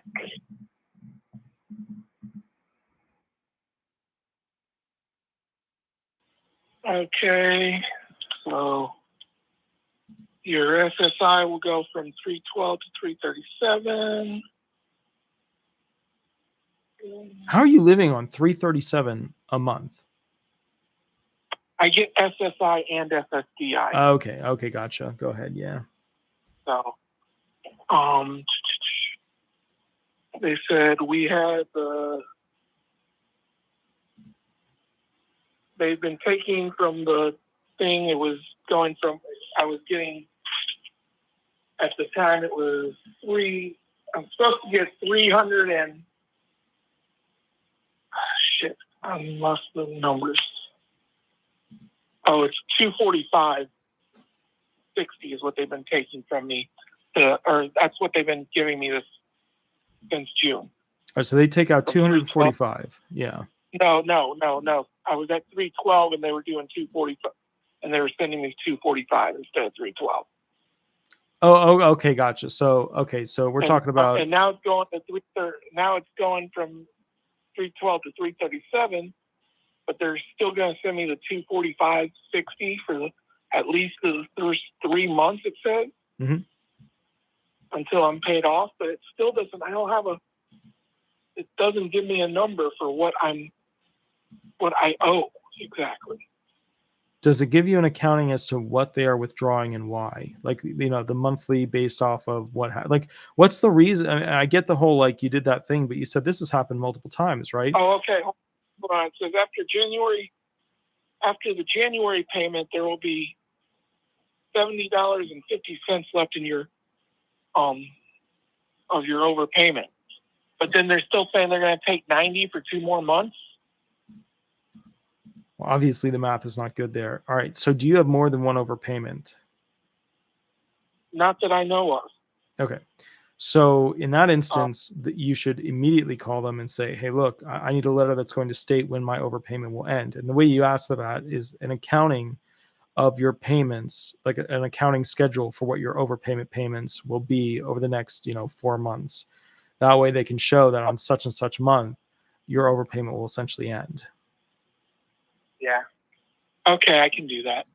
I always said that I get so little from my disability because I was in that weird situation where I got my first real job. I'd worked part-time. I had worked at the City College in San Diego at the time, working basically a full-time job, but doing 2 part-time jobs. Right. And I had just gotten this really good, went for industrial engineering. I just got this really good job at the naval base and all this. I worked for 2 weeks and then I got sick and nearly died. Oh, wow. And now my feet are really messed up. My feet and ankles. I can't drive. I can't do any, like, I have no what they call dorsiflexion, so they can't like use like pedals. Yeah. For, like when you drive. Yeah. So and I have severe neuropathy, and I have a weird type of diabetes. They jokingly call it type 3. Okay. My pancreas acts like a sputtering old car. So I have to be very careful. Sometimes I make insulin. Sometimes I make a little bit. Sometimes I make none. Gotcha. Yeah. So that's always difficult to go ahead and, play against the machine. Yeah. All right. So my dad always wondered if I could draw off of him, but they always said I was just a little bit too late to do that. And then I was unable to get there. Well, 18 to 22, that's the golden period. I turned 25 in the hospital. Gotcha. Yeah. I mean, then you're after the 22 period, but, all right. So bottom line is go get an accounting sheet with a schedule as to future payments of when it's going to be finished so that you can start collecting full benefits. And, remember, it doesn't sound like you sold a large amount last time to go over. Like, bottom line is, make sure you fight that and submit that 632 overpayment waiver form so that you can have the best shot of actually getting that payment, that overpayment waived. Yeah, I did the whole. I think it was the 632 to appeal it, and I wrote everything down, and then they told me that it said on there not that like things like a PayPal account that has no balance doesn't count. Mm-hmm. And they were asking for what my other accounts I have are, and then when they denied my appeal, and that letter says we found your account with $1 in it from Synergy Bank, which was the bank account which is the bank that works with PayPal. Mm-hmm. So because I had the $1, they technically said I lied and disabled my appeal or whatever. I get the word messed up. Denied my appeal. So I mean, the bottom line is, look, every accessible account for the most part where you have income coming in that can be converted into a resource that's countable, they're going to find a way to see it now. They have their hands into everything. In fact, they passed this whole $600, it has to be reported by an agent. Yeah, I've had to work around that because me and my dad and that since I live with my father. Yeah. And that he will send money either through Zelle or through Cash App to me, and then I'll have to buy dinner because I have like DoorDash Plus and that. Right. The things are cheap. And he'll send me the money, and then I'll have to buy and all that. So you had to figure out and get there and have to put down, make sure this says gift or for dinner or whatever. Right. Every time you send, don't just send it blank. Because if you send it blank, then they can check it as part of that $600 roll. Yeah. And remember, there's also limits on gifts too, but that's another video. But let me do this. I'm just going to do one more caller and then basically kind of go from there. But you just brought up another topic that is incredibly important. I haven't had a chance to do a video on it, which is how much can people on SSI and SSDI receive in gifts, not only in a yearly sense, but also in a lifetime sense. And I'll do a video on that. I promise you that, because that is important. Well, thank you very much for your time. Absolutely. Have a wonderful, wonderful night. Okay. Bye. Thank you. Bye-bye. So basically, that was a really interesting situation. And that's one of the things that I wish more and more people would fight, these overpayments that are coming through, not just a 561, 632, scenario where you just appeal and try. And that's the thing. I used to do those, but there was we lost so much money.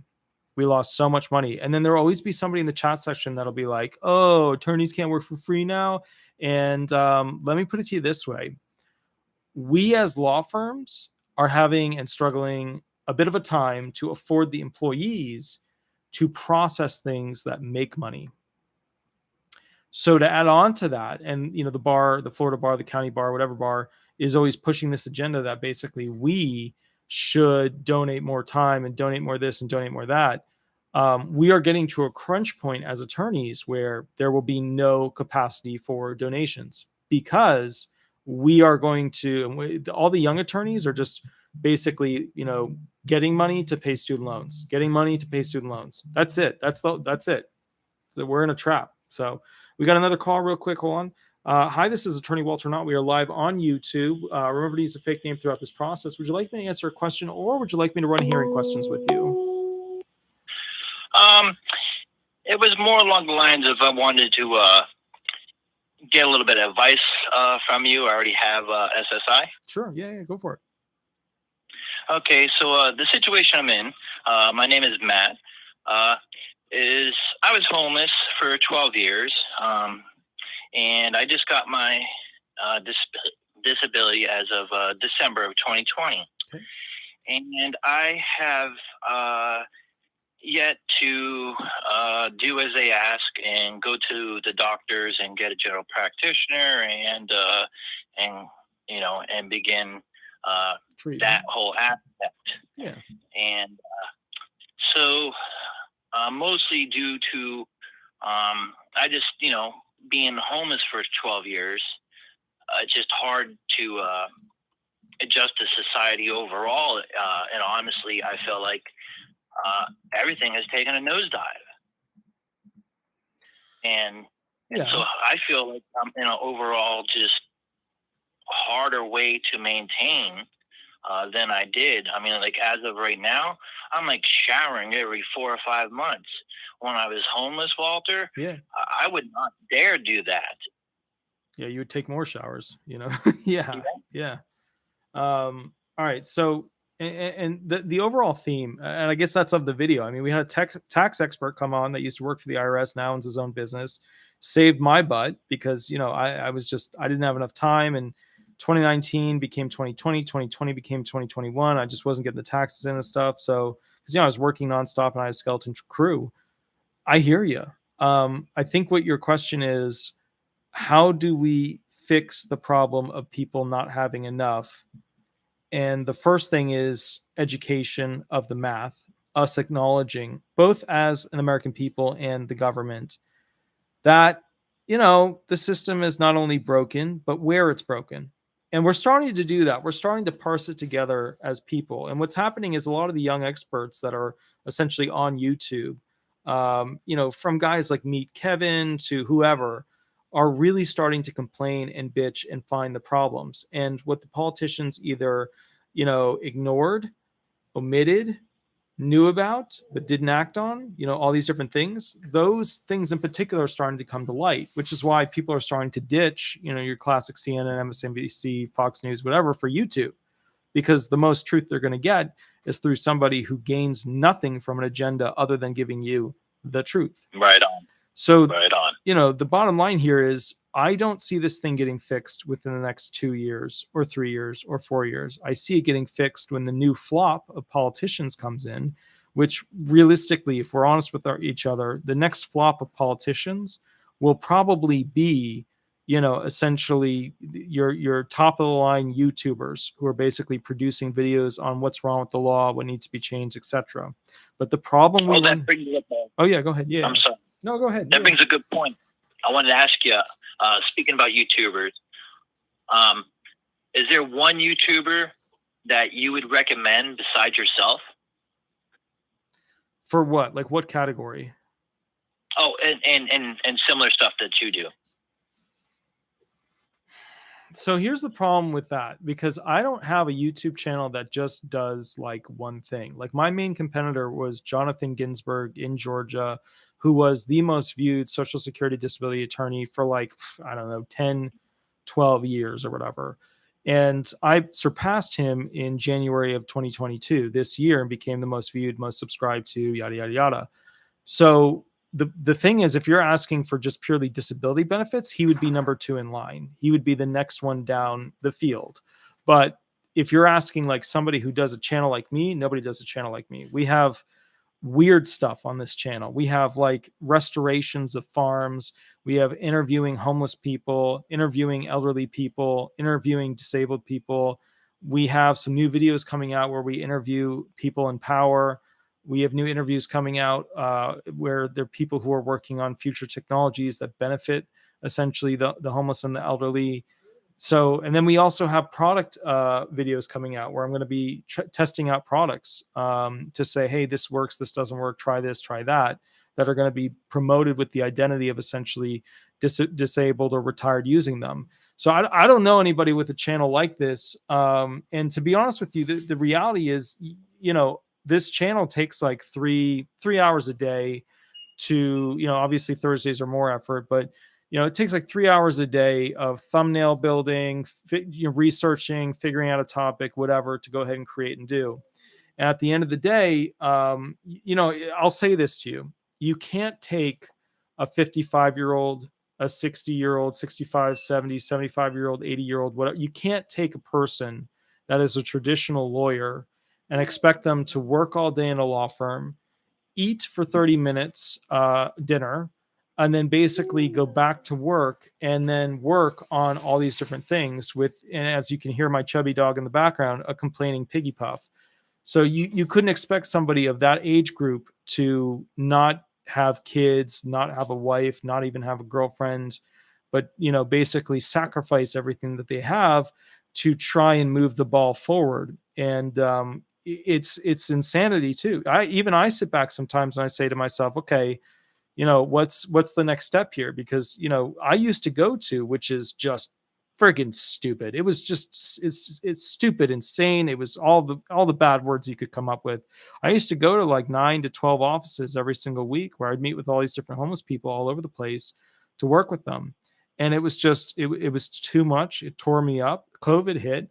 And then I lost a ton of business because I couldn't go to the offices and work with all these people. And then I pushed the YouTube thing and I just said, okay, I'm going to invest my time into this. And then it became this huge thing. So I applied what I normally do with homeless people, telling them the truth, getting them the help they need, dealing with the really difficult situations. Look, I met with one of the top, you know, industry leaders of disability law for higher level appellate stuff in circuit and Supreme Court review for lunch. I used to intern for him. And, you know, the word that we all use when describing SSI claimants and representing them is that they are like, you know, the quasi 17, 18, 1600, whatever, you know, whatever disease you had at that point, but they are the lepers of the disability field because nobody wants to represent them because they don't get any back pay. And so, you know, one of the problems inherent with that is that you have to have more energy, do more claims, be more aggressive, find better evidence, work harder to get those types of people through this program. And to be fair, attorneys don't want to do it. We are getting less and less money each year because your cost of living adjustment is less and less money each year, which means we get 25% of less and less money each year. And so what used to be a cash cow legal system, you know, of the old Binder and Binder days, you know, because everybody remembers when they were on TV, they even earned over $80 million back in like 2017 or 18 or whatever. But, you know, and then there was a colossal collapse of that group. But, you know, the bottom line is like, you know, you're not going to find people who want to help these SSI people because it takes too much effort, too much energy, too much knowledge, too much specialty, and too much money. So, you know, to say who has a channel like mine that would be a good alternative, I don't know, man. Like, I don't know who else in this industry. I don't know of anybody else in this industry. Right on, and we love you for your passion, good sir. You. All right, one final question, personal nature, if you will. Yeah. All right, so you are absolutely the most successful disability channel on YouTube. I want to know, are you content? Okay, so here's the thing. I have redefined contentness many times. You know, like every 6 months over the past COVID years, I've had to redefine it. When I was younger, I came from a very work hard, preppy, make money, big school, blue blazer, yada yada existence. So my understanding of essentially what content is to just make as much money as possible. But the thing is this, that's changed. It's changed to the point where I would like to get rid of my financial insecurity fear. Naturally.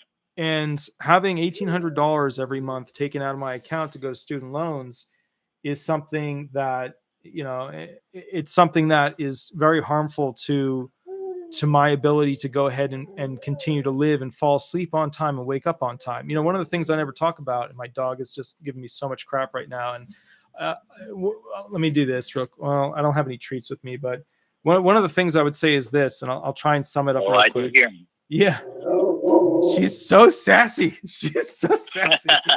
Oh my goodness. But to answer really quickly, I would love to keep helping people and do it the way that I do. But the problem is a financial one. And, like I said this to one of my great friends who comes from YouTube, help me with the farm, with figuring out how to do stuff and how to fix stuff. She's just an amazing, amazing person. But I said to her, I was like, if Mother Teresa existed in the modern American day today, she would not be able to do all the things that she did, because she would have student loans and a mortgage, and she would not be able to exist and do all these incredible things, because America would find a way to have eaten the amazing, amazing human being that she was and continues to be. And to me, that is probably the greatest sin of this country, is that it has found a way to milk the best of us. Not that I'm saying I am, not that I'm saying I'm on that league. That's a totally different league, but it's found a way to milk from the best of us, essentially, what we need to feed to other people so that they can succeed. Because remember, politicians, and this is the thing that pisses me off with those politicians, don't actually do anything in the immediate, like hammer in hand sense. Their magic is that they only pass law that has the capacity to change culture. And let me ask you a question. Let me ask you a very direct question. Do you feel the culture of America is successful, is pro the future of Americans succeeding? Or do you feel the culture, what these politicians, the only thing they have the power to do, pass bills that changes culture? Do you feel that culture is going in the right direction? I think culture is becoming like I'm not the brightest person, so the word I'm going to use is overblown. It's just getting a little too overdone with. You know what I mean? Yeah. I feel like what you just said was, and I'm going to say this, but I don't know if YouTube will like it, but I feel like when people say the word racist or racism, like when somebody shoots that word at somebody else's chest, they shoot it out of their moral compass gun, right? It doesn't mean anything anymore, because you turn on MSNBC and every other news show that they put on is supremacist this, or just terrible terrible this and terrible that, and oh my goodness, everything's racist. All the TV shows are racist. All the characters in all the TV shows are racist. All the directors are racist. The culture is just, it's so jaded. It doesn't even know what's acceptable to hold on to. Like, I mean, if I asked you, what culture do you hail from? Like, what's your origin story? And do you follow any of it? What would you say? Me personally, I really wouldn't think I have a background with any kind of culture. I think just because of I've had a hard story growing up without a mother and father, being an orphan of the state and things like that. And so I don't quite have any kind of identification or anything to anyone else's cultures or anything that I would call my own, unfortunately.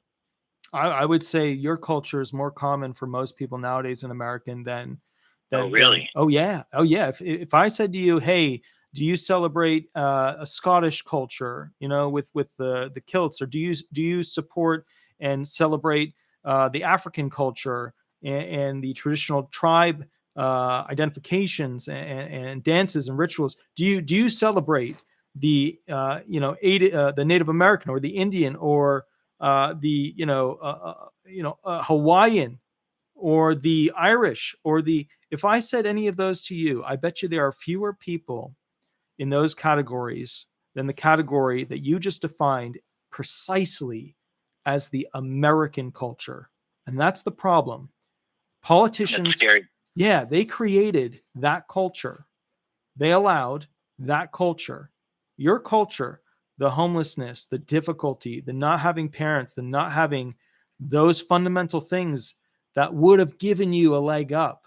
That is modern day American culture. You live and come from something that is much more common. I mean, let me ask you this. The people you know, how many times have you been invited to a party or some group gathering or some event that was culture based, like celebrating what's unique to their culture? How many times? Not too often, but like recently with Thanksgiving just passed, I got invited to go participate in that. But I personally turned it down because I haven't done those kind of things in family settings too often. So I've always kind of felt a little out of place.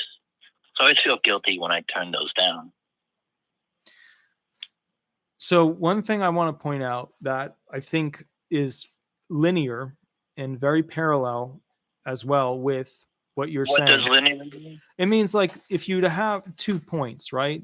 They're in line with each other. Linear just means like in line, like one's in line with another. Yeah. So what I would say is this: if you watch the greatest movies, the ones before, they tried to make everything about being ultra left. If you watch the great movies, when they talk about truly, truly terrible, extreme entities, right? These giant governments, these death squads, these terrible entities, the number one thing that they use as a functional exit from people thinking that they have no way to win is to point out the obvious, which is that in order for a giant group to make you know that you can't succeed is to make you feel alone. And that's what America has done. It has taken away any culture that people have to combine with. And it's basically made whatever cultures that existed that are left part of this financial yada yada. Christmas is they call it giftmas now. They take the culture out of what it was. And I'm not advocating for Christianity here. I'm just saying it doesn't exist in the way that it was intended. And there's a reason why that was. So when I go back to your situation, not having the traditional family unit, let me ask you one last tough question. If you had those things, would you have turned out differently? I absolutely believe so. What is the number one way you feel you would differ from where you originally were or where you are now from where you would be if you had those, those what we consider a leg up, Yeah, a leg up. That's always been like a very ironic catch-22 I've lived with because as what you call a leg up, I've always referred to as a privilege. And not many people kind of understand that. And so it's always been a kind of a personal hang-up for me. But just the whole, life is hard. And we're all, going to, learn our limits and have to live and either, better ourselves from them or wallow in pity, what have you. And in my situation, there is no support. So they have support as they go through their own struggles, just as though I did, if that answers your question. So my quick little follow-up to that is, and you pointed out something really important here, which is the advantages add up if you choose to be able to go ahead and utilize them, to use them in your life. Some people throw them away. I know a lot of kids that went to the same schools I did, and I went to the high-end stuff. I went to the expensive stuff. I went to Moravian Academy, and then Berklee College of Music, and then Suffolk, MBA by the State House, and then I got my Juris Doctorate in Florida. I went to the expensive stuff, and I know a lot of the kids that went the same road that I did that took zero of those advantages and did pretty much nothing with them. So considering that you didn't have those advantages, considering that there are a lot of people in your situation, what is the number one thing the government could fix or change so that if you were to have kids or other people that were being born nowadays with that same setup, that same lineup of advantages that you had and disadvantages, what is the number one thing the government should change to give you those advantages to get you to be able to achieve the best person you could become?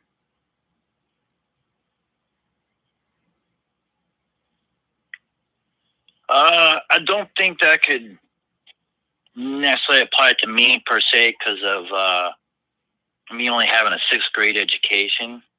That's a lot heavier than me is what I'm basically trying to tell you. I can't quite understand fully what you're saying. Maybe try saying that different way to me. Let's say we changed education. Let's say that instead of it being a traditional grade system, it was more based on learning jobs that actually make money, that are services that actually provide activities that equate to a life with a passion-filled industry, right? What if we changed that aspect of it? And I know you're going to say, well, they have those. They have the blue collar-esque, the electrician, the welder, the pipe layer, yada yada. They have those. But what if we did that for everybody? How many student loans for these weird degrees would we see? And I know what you're saying. You're saying, hey, man, I only made it to 6th grade, so I'm not sure how to approach that. But let me tell you something. Yes, exactly. You have been through more life experiences than the wealthy have when it comes to tough times, self-sacrifice, and achieving a way around the problem. That's something that these wealthy kids don't have. And I know a bunch of them. These wealthy kids de facto do not have the capacity to make choices where they lose something because they're not willing to lose something because they've never had to lose something. We as America are only going to get to a better spot by having to lose something to build towards something much better. And that little bit. We've got to lose that little bit. That's the cost. And the worst part is that our politicians have put us in a place where, unfortunately, we have no way of figuring out how to afford that cost, even if it costs us something that we might be able to pay. It's just something they're not interested in. But I think that our education platform is greatly flawed. And let me ask you this. What did you do after 6th grade? I ended up mostly having to do like day labor jobs. So you're working for mostly like those labor companies. They send you out for that job. You finish it. You go back to them. They send you out for another job, that kind of gig. Yeah, exactly. As long as my behavioral problems didn't rise up and they were patient enough to, re-show me, keep me on task, I was fortunate to have some people that are tolerant, sometimes not, but that's what I always did was day labor. How old are you and how beat up is your body at this point? I'm 48 and mostly my knees are shot. I had to get numerous surgery for my knees from motorcycle accidents. Okay. And let me ask you this, obviously not capable of going out and working and continuing forward, but what is the thing you regret most looking back at the life you were given by a country that is the richest country in the world?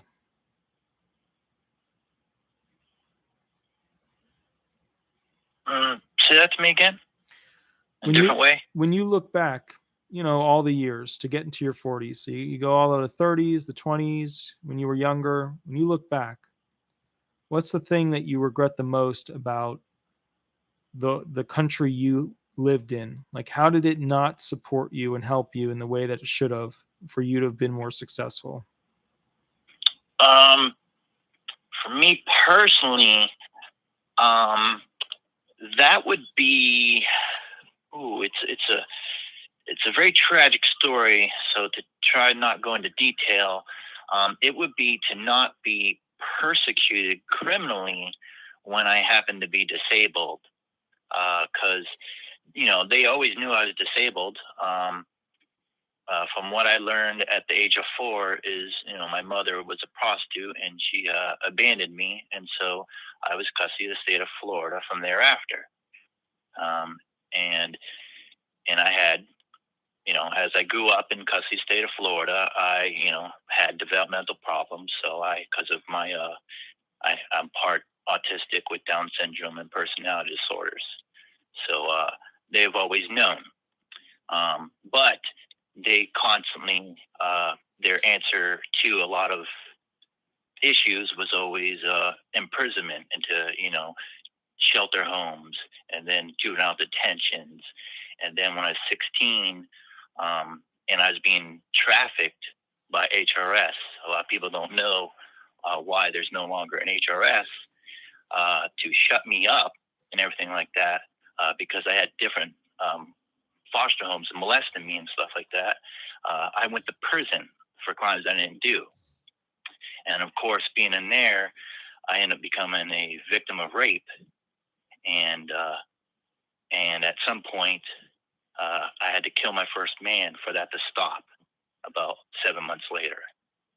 And so those things pretty much led me to, when I got out, to being homeless for the rest of my life.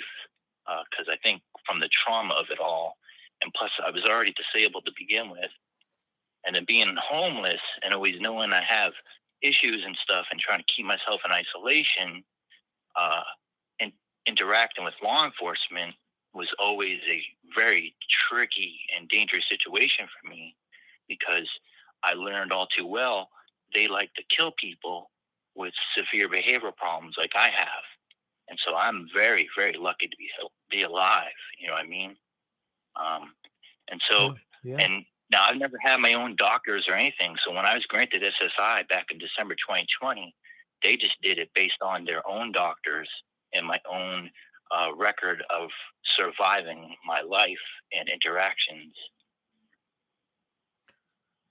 So, and there's a lot there, and unfortunately there's a lot of people who went through a similar situation that should have never gone through that. But I think one point that I just want to hit on before, we kind of end the show tonight, is what you said there is incredibly important for people to understand about the law enforcement of the modern day and of the past, which is that those who have been mentally unable to do what the cop or sheriff or police officer thought would be the normal reaction have seen very, very dangerous situations over and over and over again. And then they get caught in the system and go back in and pop out and back in. It's a yo-yo effect.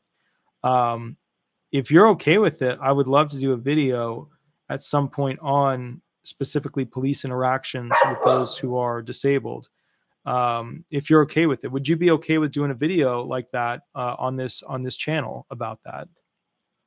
Yeah, I wouldn't mind, because you can help me to somehow get the courage to get in compliance and go to a doctor. Because like I said, I'm coming up on 2 years and I still have not gone to a doctor. So the easiest way to go to a doctor when you really don't want to make that step, and I get it, I see a lot of people in that situation. There's either the forced one, which is, the emergency room, which nobody wants to do. That's even worse than having to just set up an appointment. The other one is you just go to one of these local, like low-income homeless help kind of facilities, and they usually have a counselor there who will meet with you super low-key. Like they just sit there with a laptop and talk to you, and they'll kind of set you up with medical facilities that will come to that shelter, that place. And it's not like a medical facility where you walk in and there's all these bleeping sounds and blinking lights and all that junk. It's just like an intro thing. It's much more chill. That would probably for you be a much easier way to begin the process, by having a counselor who basically opens the door to a much more relaxing medical approach than your standard, like the emergency room situation, you know? Yeah, I know all too well. And in my area, Yeah. are you still there? Yeah. Okay, I thought I cut you off again. In my area, right now, there's a movie unfortunately, I've seen a commercial for a movie, and I can't say the title of the name because it's a trigger for me. Sure. But it reminds me of when I was raped, and I haven't had nothing directly remind me of that for a long time. So when I started seeing this commercial this past month, it's been extremely hard for me, and through it all, there is like no help when I'm sorry, just trying to keep myself together. There's no help if you are a male victim of rape. Yeah, there's a huge bias against it. It's just it's weird because you see all this, you know, you see males getting help in so many categories, but when it comes to rape, it's the first issue is, do people believe them? Usually not as much as females. The second one is, do people connect with them? Usually not as much as females. The third issue is the doctors, when they interact with them, it's a very different type of let's call it medical review, analysis, and communication than what the females traditionally get. And ultimately it boils down to a PTSD effect of the nightmares, the flashbacks, etc., and any of the potential STDs that are result that cause pain, problems, etc. But the thing of it is, like, you know, I don't see an immediate future, and there needs to be, and the right political groups are in for it that would traditionally push for that thing, but that's not their agenda anymore. But the bottom line is, I do not see people dealing with that. And it's because America deals with it kind of like how we deal with how the Japanese were dealt with during World War II. Horrible things happen in this country, and everybody is just looking the other way because they don't want to acknowledge it. And that works for a while until the elephant under the rug gets too massive. And that's, unfortunately, we're not anywhere close to the elephant under the rug for that particular situation, getting to the point where people actually start facing it. And I'll give you a perfect example of that. The military, through VA benefits, is much more seriously taking essentially female abuse and rape more seriously through veteran affair benefits. But male rape, there's miles of difference between how they look at that versus female rape. So, yeah. You okay? Yeah, I just I didn't want to interrupt, because if I interrupt, I might have lost it. You know, I was cracking, so I had to hold on there. So sorry, I apologize. No, you're fine. No worries. But let's do a video on that. And you know, whatchamacallit, we'll kind of catch up later. But good sir, you have a wonderful, wonderful night, and catch up with me during the week at some point, so we can kind of catch up and talk about specifically how police interact with those who have mental impairments, and what changes are baby steps that can be made, you know? Okay, I sure will. Perfect. You have a wonderful, wonderful night. Thank you. You too. Bye-bye. Thank you. Bye-bye. So guys, that amazing, massive, meteor-sized topics came up tonight, which is just absolutely incredible. I'm really excited to go into some of those in the not too distant future. I will catch you guys a little bit later. The one question that really did catch me off guard was, like, you know, am I happy? Am I satisfied? I'm super satisfied with the channel. I'm super satisfied with the work we've been able to accomplish, achieve, however you want to phrase it. But I still face that financial insecurity, which I was just talking with my buddy about this, which directs a lot of the things in my life. Like, you know, think about this. If I didn't have to go ahead and do all these hearings and always be on the phone talking to claimants, I could write the bills that we could all support to pass, to change the system for the claimants. But what you guys don't see, and I'm bringing on guests, are literally how the pro-claimant the pro-claimant, right? The pro-claimant wordings in these procedural books, like a POMS, right? Is what we have in the SSA world, the POMS program guide. How whenever there's a problem that's a pro-claimant phrasing, a couple of years down the line, that phrase gets taken out of the book. It's a huge problem. And nobody knows about it, but the older disability attorneys and disability attorneys like me who study what they were going through and what they did and what was involved with that Supreme Court claim, that circuit court, district court, et cetera claim. And what we need is a pro-claimant, pro-American approach to retirement benefits and disability benefits, because if we keep going the road that we're going, retirement benefits are going to lose their relevance. Disability benefits are going to be so hard to get onto. Even people that are going to be in truly extreme situations, some of them will get denied. Guys, we have a lot of work in front of us. I will catch you later. It is 10:25 p.m.